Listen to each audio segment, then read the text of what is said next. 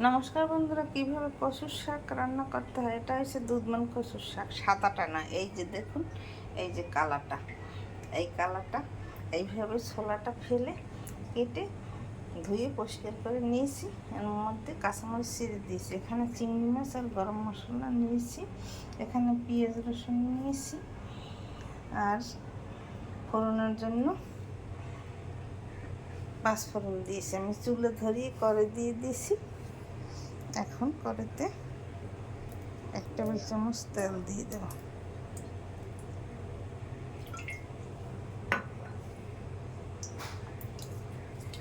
একটা তেজপাতা দিলাম, পেঁয়াজ রসুন দিলাম,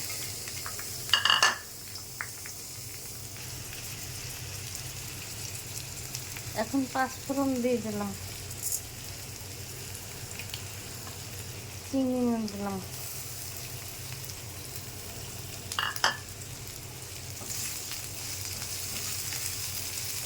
ভালোভাবে ভাজা হবে পেঁয়াজটা। তারপর কচুর শাক দিয়ে দেব।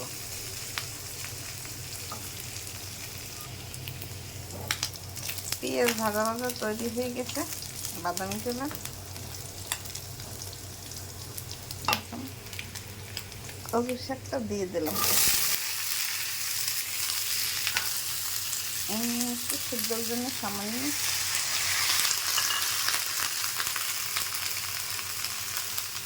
আধা চামচ হলুদের গুঁড়ি, আধা চামচ লবণ দিয়ে দিলাম। আমি ঢাকনা দিয়ে ঢেকে দেবো।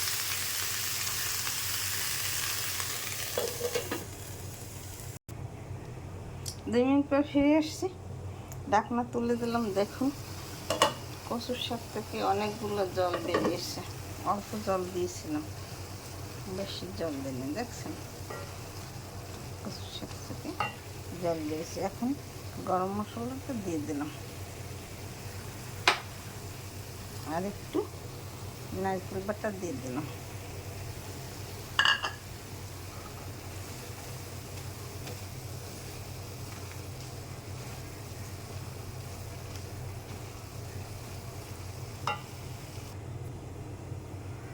ঢাকনা তুলে দিলাম। আমার কচুর শাক প্রায় তৈরি হয়ে গেছে, আর একটু সময় লাগবে, অল্প, বেশি সময় লাগবে না। এখন একটু স্বাদের জন্য এই যে সামান্য একটু চিনি দিলাম। কচুর শাক আমার ভাজা তৈরি হয়ে গেছে। দেখুন, দেখতে কত সুন্দর হয়েছে। এরকম দুধমান কচুর ডেগা ভেজে খেয়ে দেখবেন, খেতে খুব সুস্বাদু লাগবে। দেখুন, দেখতে কত সুন্দর হয়েছে, খেতে খুব দুর্দান্ত স্বাদ লাগবে। এইভাবে আপনারা তৈরি করে দেশি কচুর ডেগা সার ছাড়া খেতে খুব ভালো লাগবে। আপনারা তৈরি করে খেয়ে আমাকে কমেন্ট করে জানাবেন যে কেমন স্বাদ হয়েছে। সেই স্বাদ। আমার চ্যানেলটিকে লাইক কমেন্ট শেয়ার দিয়ে পাশে থাকুন। ধন্যবাদ, থ্যাংক ইউ।